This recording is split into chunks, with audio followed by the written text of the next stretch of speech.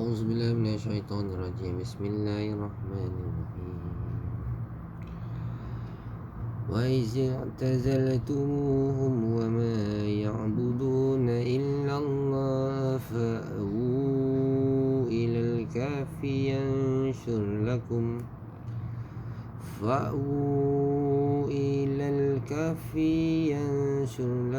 rabbukum min rahmatihi wa yuhayyi lakum min amrikum mirfaqa.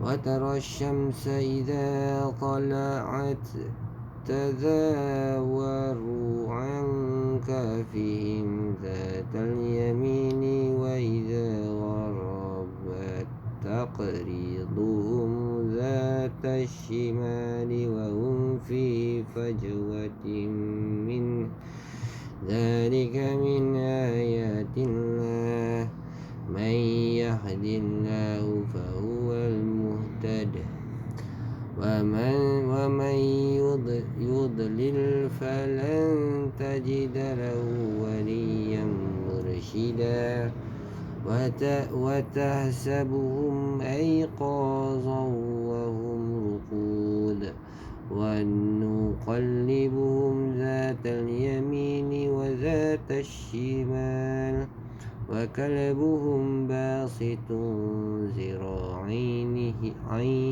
bil wasid wa law ittala'ta 'alaihim wa lawallaita minhum firaran wa la mulita minhum ru'ba wa kadzalika ba'athnahum liyatasaalu bainahum qala qailun minhum kam labistum qalu labithna yawman aw ba'da yawm qalu rabbukum a'lamu bima labithtum fab'athu ahadakum biwariqikum hadhihi ilal madinati falyanzur ayyuha azka ta'aman falyatikum birizqin minhu walyatalattaf wala yush'iranna bikum ahada innahum in yazharu alaykum yarjumukum aw yu'idukum fi millatihim walan tuflihu idzan abada.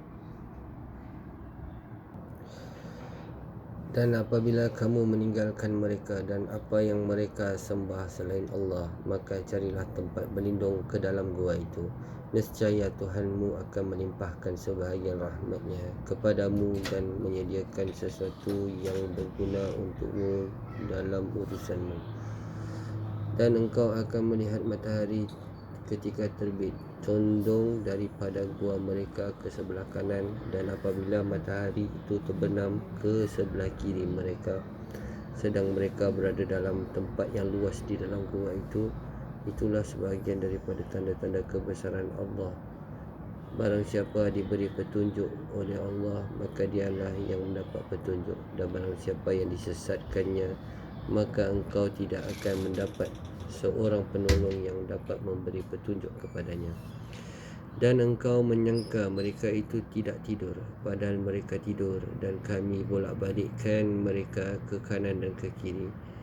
Sedangkan anjing mereka membentangkan kedua lengannya di depan pintu gua, dan jika kamu menyaksikan mereka, tentu kamu akan berpaling melarikan diri daripada mereka, dan pasti kamu akan diselubungi ketakutan terhadap mereka.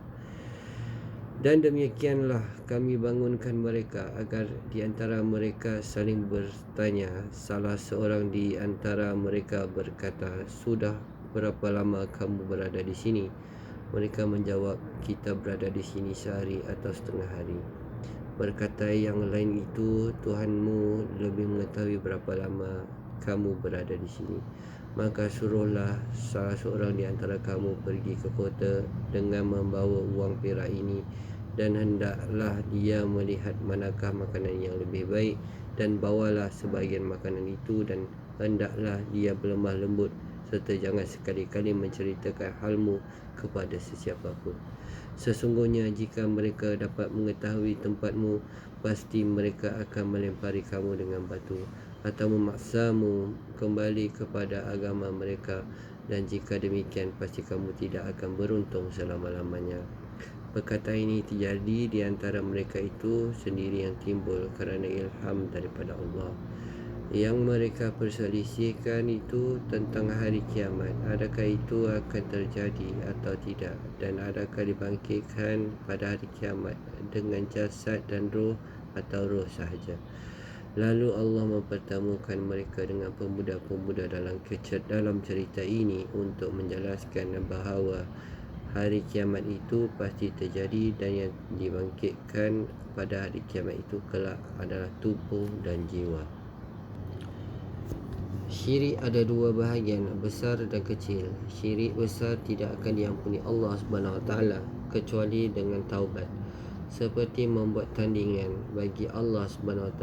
Pelakunya mencintai tandingan ini seperti cintainya kepada Allah SWT.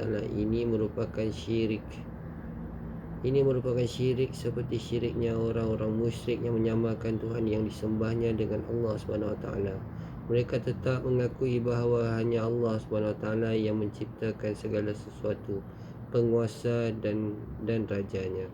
Mereka juga tahu bahawa Tuhan yang disembah mereka selain daripada Allah SWT tidak mampu mencipta, memberi rezeki, menghidupkan dan mematikan. Penyamaan ini hanya dalam kecintaan, pengagungan dan penyembahan. Seperti keadaan majoriti orang-orang musyrik, mereka mencintai, mengagungkan, memuja dan membela Tuhan yang disembahnya seperti daripada Allah Subhanahu Wa Taala. Bahkan mereka lebih mencintai Tuhan yang disembah itu daripada Allah Subhanahu Wa Taala. Mereka lebih marah jika Tuhan yang disembahnya dicaci berbanding jika Allah SWT yang dicaci. Begitulah keadaan para penyembah berhala yang menjadikan batuan, pohon-pohon atau benda mati apapun sebagai sesuatu yang dipuja-puja.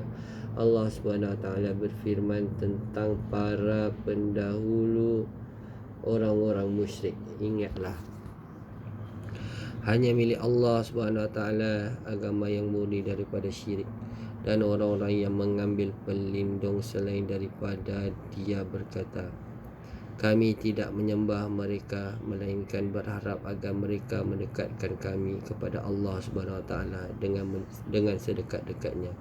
Sungguh Allah SWT akan memberi keputusan di antara mereka tentang apa yang mereka perselisihkan. Sungguh Allah SWT tidak memberi petunjuk kepada pendusta dan orang yang sangat ingkar. Surah Al-Zumar 39:3.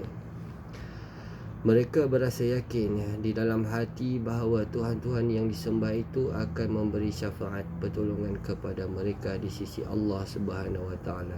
Allah Subhanahu Wa Taala menyanggah anggapan mereka ini. Sesungguhnya semua syafaat ada di tangan Allah Subhanahu Wa Taala. Tak seorang pun dapat memberi syafaat itu.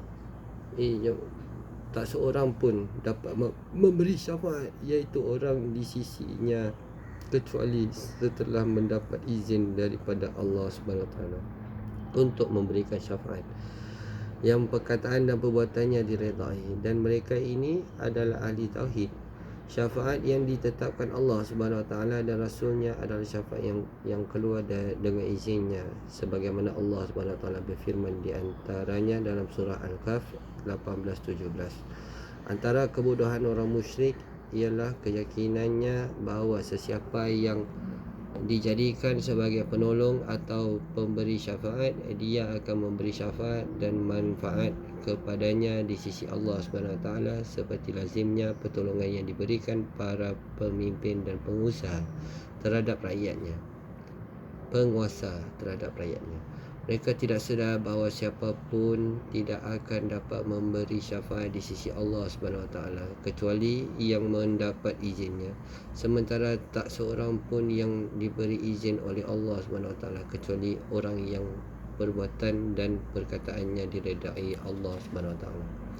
Syirik kecil adalah seperti sedikit riak, mencari muka di hadapan manusia, bersumpah dengan selain daripada Allah SWT, perkataan seseorang kepada orang lain mengikut kehendak Allah SWT dan kehendakmu, atau perkataannya ini berasal daripada Allah SWT dan daripadamu, atau perkataannya aku bergantung kepada Allah SWT dan juga kepadamu, atau perkataannya kalau bukan kerana dirimu tentu hal ini tidak akan berlaku.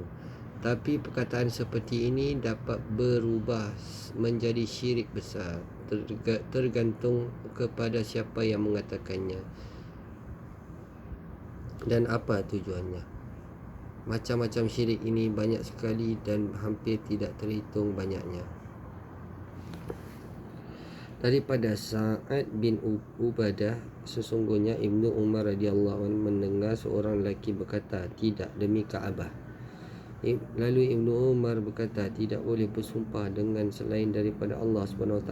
Aku mendengar Rasulullah SAW bersabda, sesiapa bersumpah dengan selain daripada Allah SWT, maka dia telah kafir atau berbuat syirik. Hadis riwayat At-Tirmizi dan ia hadis ini darjatnya hasan.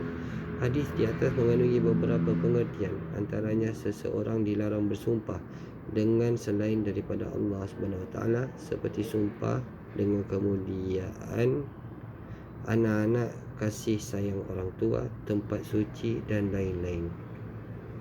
Daripada Abu Hurairah radhiyallahu anhu, dia berkata, Rasulullah sallallahu alaihi wasallam bersabda, sesiapa ditawarkan kepadanya wangian, maka janganlah menolaknya, kerana sesungguhnya wangian ringan bebannya dan harum baunya. Hadis riwayat Muslim.